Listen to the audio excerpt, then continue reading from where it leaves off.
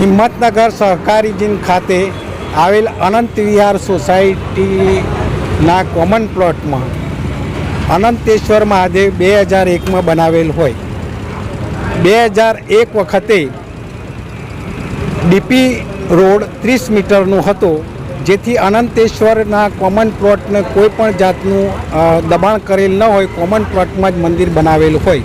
ત્યારબાદ 2010-11-12ની અંદર TP scheme લાવવામાં આવી. આ ટીપી સ્કીમ વખતે 30 મીટરના બદલે 24 મીટર રાખવામાં આવેલો. આનું કારણ અમને એવું લાગે છે કે અમારી મંદિરના સામેની લાઈનો જે ખરી એ બિલ્ડર લોબી હોય, એ બિલ્ડર લોબીને સાચવવા માટે 30 મીટરના બદલે 24 મીટર કરેલું. તે પણ મધ્યબિંદુ સાચવ્યા વગર મંદિરના ભાગ તરફ 24 મીટર રાખવામાં આવેલ હોય, જેથી અમારો એ વખતે મંદિરનો થોડો ઘણો ભાગ અમારો તોડવામાં આવેલ. એ વખતે અમને સહકાર આલે. 2012ની અંદર આ મંદિરને અને આ રોડ એ વખતે પૂરો થઈ ગયેલો, કોઈ વાદ વિવાદ હતો નહીં. નગરપાલિકાએ પણ પાસે રહી અને આ એ વખતે રોડ બનાવેલ અને ત્યારબાદ કોઈ પ્રશ્ન ઉપસ્થિત નહોતો.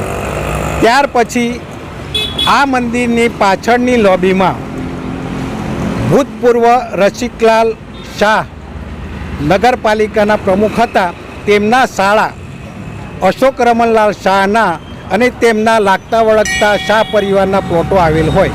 તેમાં 106 અને 107 નંબરમાં અશોક રમણલાલ શાહના પ્લોટ આવેલા હોય.